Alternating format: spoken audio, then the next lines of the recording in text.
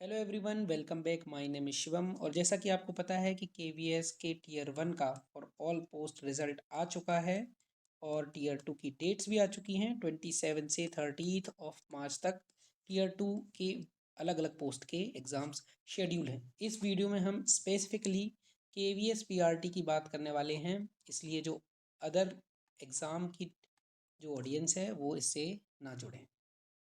उनके लिए एक सेपरेट वीडियो पहले ही आ चुकी है, आप चैनल पर एक्सप्लोर कर सकते हैं।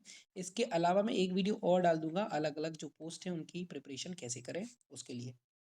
तो इस वीडियो में हम बात करने वाले हैं आपके सारे तरह के डाउट, कुछ पीडीएफ से रिलेटेड हैं जो आपको रिसोर्स का पीडीएफ मैंने आपको प्रोवाइड कराया था, उसके डाउट्स हैं। तो उससे रिलेटेड डाउट्स भी क्लियर करेंगे और सारी चीज़ें जो भी आपके टीयर 2 से रिलेटेड डाउट्स हैं उनको भी क्लियर करेंगे।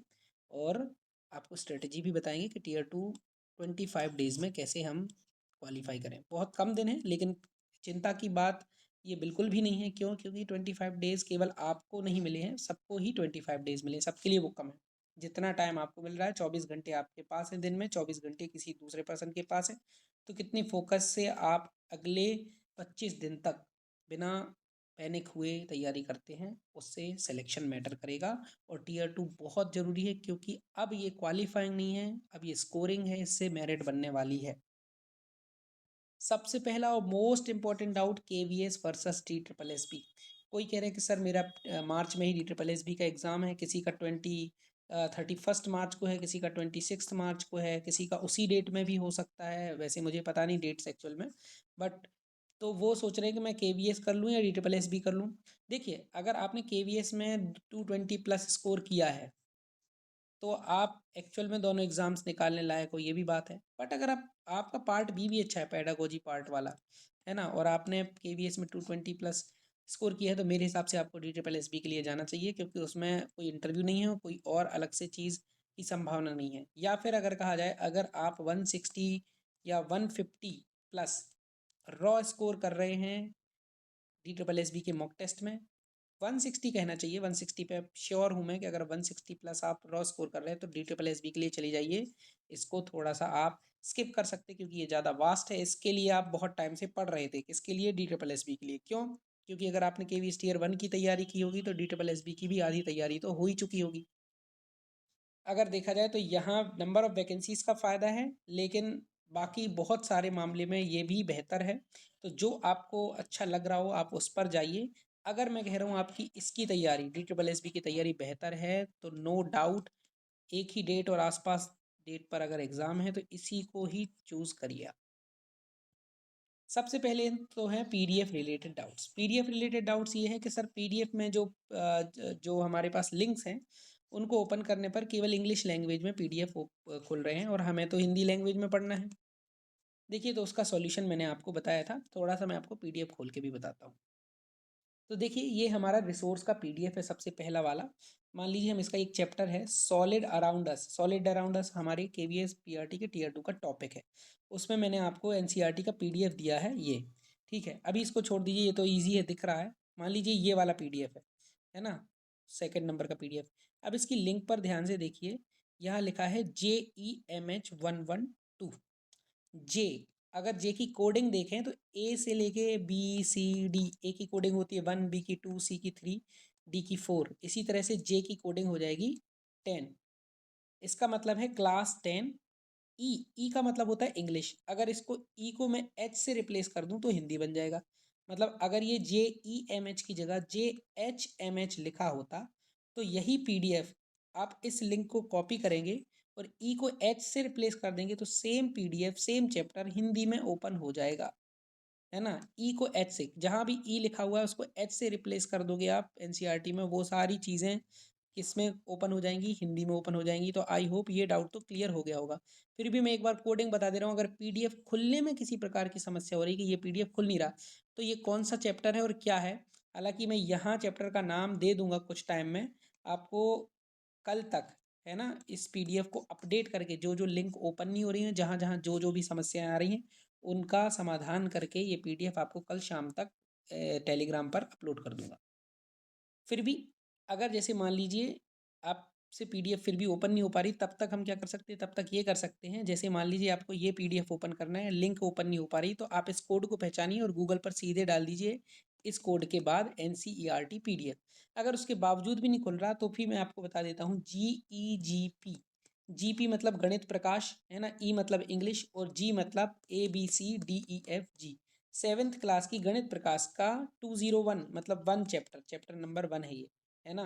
7th क्लास की मैथ्स का चैप्टर नंबर 1 है, तो आप ये डालोगे class 7th NCERT maths chapter 1 PDF, तो सबसे ऊपर आपको पीडीएफ की लिंक मिल जाएगी। इस तरह से आप चाहें तो इस कोड को समझकर भी सीधे सीधे आप क्या कर सकते हैं, पीडीएफ को गूगल से सीधे सीधे डाउनलोड कर सकते हैं। तो यहाँ ये डाउट भी क्लियर हो गया। दूसरा हो गया चैप्टर नेम। तीसरा है not opening issue, link open नहीं हो पा रही है ना। लिंक जब आप ओपन कर रहे हैं तो एरर दिख रहा है या फिर आपको जिस तरह से पीडीएफ चाहिए वो नहीं खुल पा रहा। तो देखिए लिंक ना ओपन होने का इशू ये है कि अगर आप लैपटॉप में इसको क्लिक करेंगे तो लैपटॉप में तो ये चीज़ आसानी से ओपन हो जाएगी, आप केवल लिंक पर क्लिक करेंगे तो क्लिक हो जाएगा। बट मोबाइल में जो है, मोबाइल में आपको उसको लॉन्ग प्रेस करना होगा, उसके बाद वो होगी कॉपी और उसके बाद आपको उसको क्रोम में जाकर पेस्ट करना होगा। क्रोम में जाकर पेस्ट करने से क्या होगा, वो पीडीएफ ओपन हो जाएगा। एक डेमो मैं आपके लिए दिखाता हूँ। देखिए तो मैं पीडीएफ में से आपको एक पीडीएफ पर लॉन्ग प्रेस करके इसको क्या कर रहा हूँ, कॉपी करने का ट्राई कर रहा हूँ। तो ये मैंने किया, यहाँ इसको लॉन्ग प्रेस और यहाँ से कॉपी कर लिया। कॉपी करने के बाद मैं क्रोम में जाऊँगा, गूगल क्रोम पर जाऊँगा और एक न्यू टैब ओपन करूँगा और न्यू टैब पर ये अपनी कॉपीड लिंक को पेस्ट कर दूँगा। पेस्ट करने के बाद क्या होगा, ये पीडीएफ फॉर्म में ओपन होने लगेगा, है ना। अभी क्या है, ये ओपन होने में थोड़ा सा टाइम लेगा। तो क्यों, क्योंकि इस पीडीएफ कुछ एमबीज में आपको दिख रहा है और मेरी इंटरनेट स्पीड कितनी स्लो है, उस वजह से ये अभी ओपन नहीं हो रहा, बट ओपन हो जाएगा। और यहीं अगर आप यहाँ आप ये जो EEMM है इसको EHMM कर देंगे तो यही पीडीएफ हिंदी में ओपन हो जाएगा। ठीक है, आई होप आपका डाउट क्लियर हो गया होगा। और नेक्स्ट है क्या, इज इट एनफ। भाई आपके पास 25 दिन भी नहीं है प्रॉपर, उसमें आपको डिस्क्रिप्टिव की answer writing process practice practice answer writing practice करनी है भाई आपको। उतने में आपको थ्योरी पढ़नी है, MCQs भी करनी है, रिवाइज भी करना है, सब कैसे होगा। तो भाई ये एनफ है, मोर देन एनफ है। और मेरे अनुसार लेस इज मोर, है ना।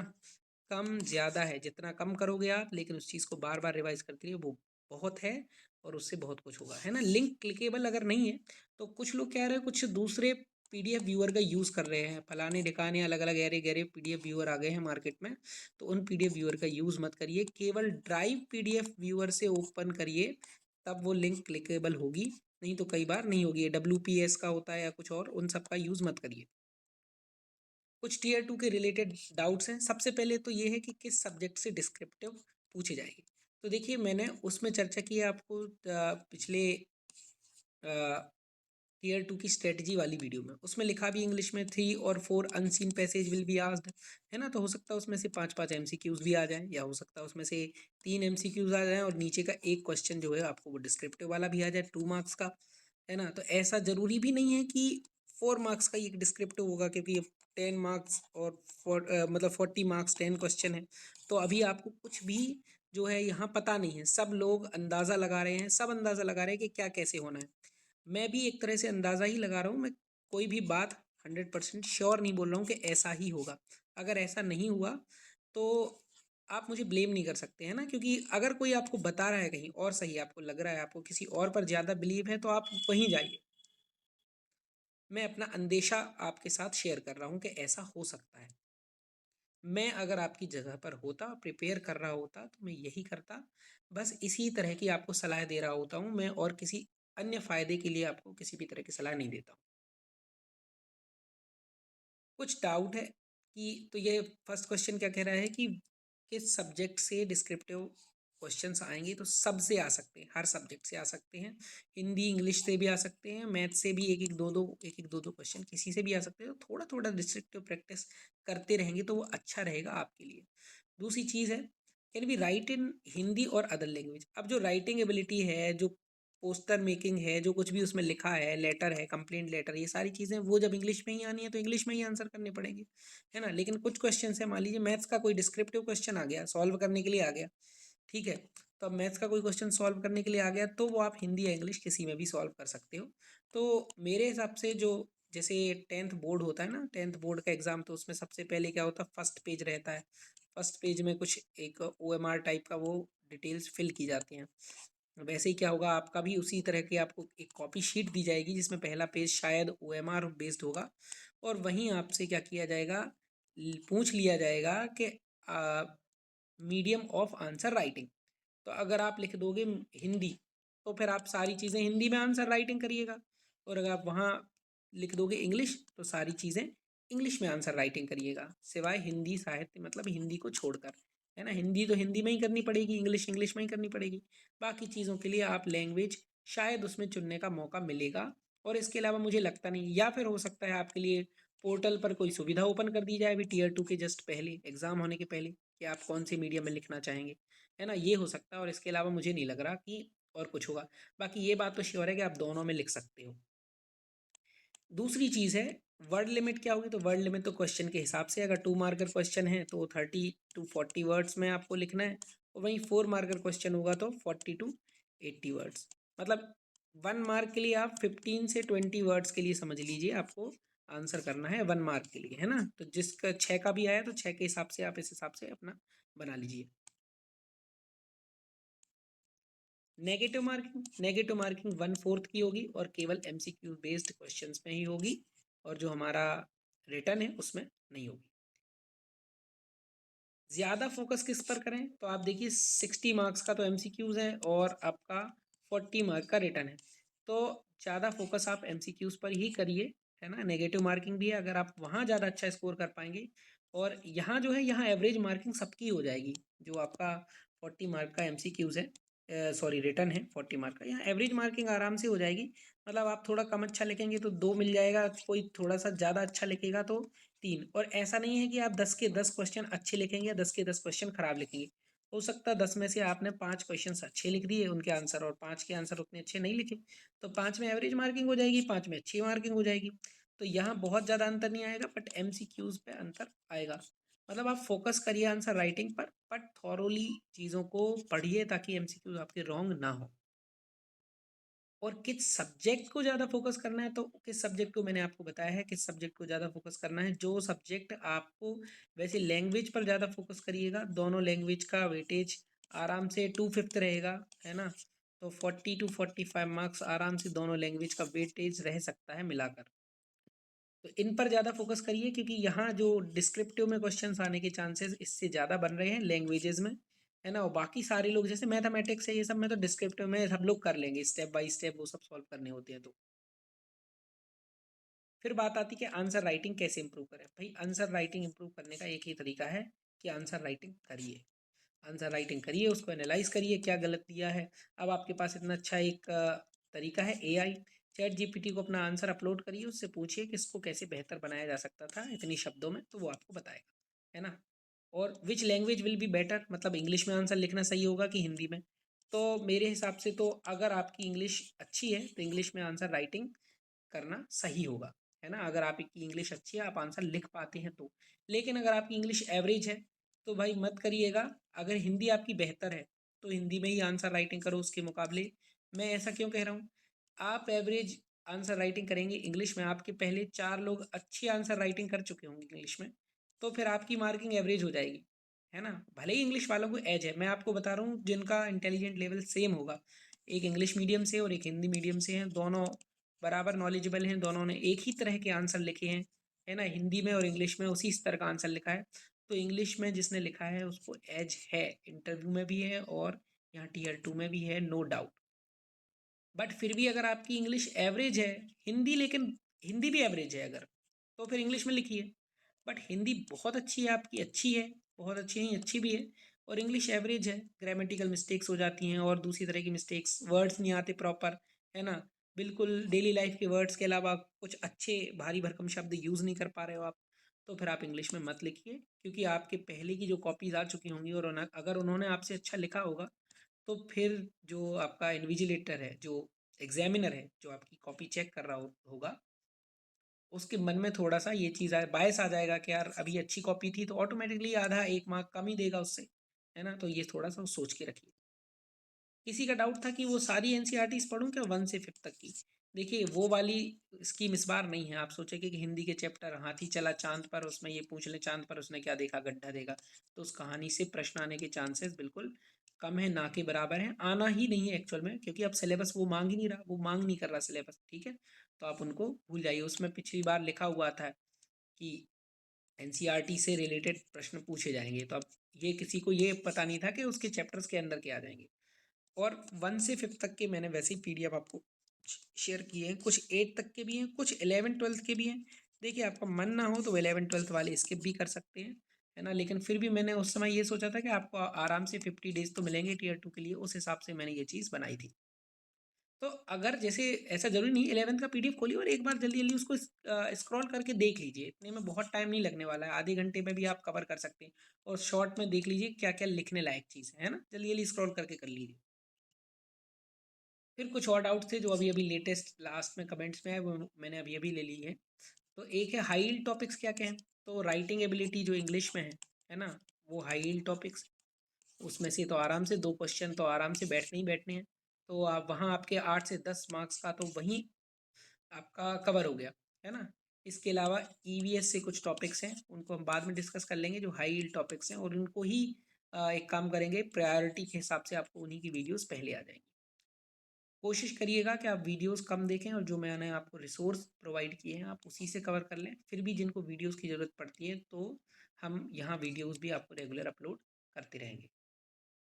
और डाउट है कि किस क्लास तक, तो हाँ बिल्कुल 1 to 8 तक ही आपको कवर करना है। कुछ कुछ 9-10 के भी टॉपिक हैं, वो आपको मस्ट कवर करने पड़ेंगे, मैथमेटिक्स के हैं। तो मैंने आपको सिंपल सी बात है, रिसोर्स में जिस टॉपिक का दिया है तो बहुत सोच समझ के दिया है, तो वो आप करिएगा। कुछ पीडीएफ छूट गए, मैंने अभी रिवाइज कर रहा था ना, तो वो उसमें एक्चुअल में मैंने डाली नहीं है, लेकिन उससे रिलेटेड चीज़ें आ रही हैं, तो मैंने वो आपको अपनी वीडियोज़ में कवर कराए हैं। अभी शुरू की 3 वीडियोज़ में कुछ ऐसी चीज़ें कवर कराई जो पीडीएफ्स में नहीं है ना। तो वो भी मैं आपको करूँगा कि अब की बार उनके रिसोर्स वाले पीडीएफ भी साथ में डालूंगा वीडियो के बाद। वीडियो डालूंगा, वीडियो के नोट्स का पीडीएफ, और साथ ही उन वो जिस जिस चैप्टर से कवर हुआ है उन चैप्टर के भी पीडीएफ। बात है कि बेस्ट रिसोर्स, तो बेस्ट रिसोर्स मेरी नज़र में वही है जो मैंने आपको प्रोवाइड किया। उसके अलावा आप किसी और पर क्या करिए, फोकस मत करिए। एक और क्वेश्चन है कि ओल्ड एनसीईआरटी से बिल्कुल नहीं, है ना। ओल्ड ईवीएस की बुक्स क्या उससे आ सकता है। देखिए थोड़ा सा डाउटफुल है। एक पुराना सा पीडीएफ है, सीटेट के लिए आता था, वो 20-30 पेजेस का, अलग अलग जो हमारे यूट्यूब पर पढ़ाते हैं बहुत सारे टीचर्स, उन्होंने शेयर किए होंगे आपके साथ। वो लेट्स लर्न वाली मैम हैं और अलग अलग, है ना। तो उनका पीडीएफ आप देख लीजिएगा, 50-52 पेज का पीडीएफ रहता है। वो जल्दी जल्दी आप उनको उलट पलट कर देख सकते हैं उसको, उससे आपका ईवीएस कवर हो जाएगा और ओल्ड ईवीएस की बुक्स को पढ़ने की जरूरत नहीं है। और एक और चीज़, कोर्स, तो भाई कोर्स बिल्कुल भी मत लो, 25 दिन में कुछ नहीं होने वाला है ना, किसी का कोर्स मत लो। मैं तो सीधा बोल रहा हूँ कि कोर्स लेने की कोई आवश्यकता नहीं है, कोई फ़ायदा नहीं होने वाला। पैसे अगर आपको डोनेट करना हो तो भाई मुझे कर देना डोनेट, है ना, नंबर मैं बता दूंगा। नेक्स्ट है कि मैं आपके लिए क्या लेकर आऊँगा इस चैनल पर अगली 25 दिनों में। तो अगले 25 दिनों में बेयर मिनिमम, कम से कम इतना तो मैं करूँगा ही, क्या आपको 100 डिस्क्रिप्टिव क्वेश्चंस का सेट दे दूंगा, 1000 एमसीक्यूज का प्रैक्टिस सेट। हालांकि देखिए ये मैं करूँगा इसका मतलब ये नहीं कि कल ही डाल दूँ, है ना। जितना हो पाएगा उतना, अलग अलग फैक्टर्स पर डिपेंड भी करता है। अभी आपको मेरी वॉइस से पता चल रहा होगा कि थोड़ा सा हेल्थ डाउन है मेरी। उसके अलावा और भी फैक्टर्स हैं जिन जो इन्फ्लुएंस कर देते हैं, उसकी वजह से मैं रेगुलर नहीं हो पाता हूँ। तो लेकिन फिर भी अगले 25 दिन तो रेगुलर होऊंगा। 2 सब्जेक्ट्स फुली कवर्ड, ठीक है। 2 सब्जेक्ट मैं आपके लिए यूट्यूब पर कंप्लीटली कवर करूँगा। हो सकता है 2 से ज़्यादा हो जाए टाइम के हिसाब से, लेकिन 2 तो करवा ही दूंगा। एक ईवीएस होगा और दूसरा मैं देख लेता हूँ कि कौन सा हो सकता है। आप कमेंट भी लिख सकते हैं कि किसकी सबसे ज़्यादा ज़रूरत है, मैथ्स की या फिर इंग्लिश की या किस और सब्जेक्ट की, तो आप कमेंट में बताइए। बाकी आज की वीडियो के लिए बस इतना ही। और 2x में देखिए वीडियो, ये तो मैंने लास्ट में मैसेज दे दिया। Thank you everyone, have a nice day.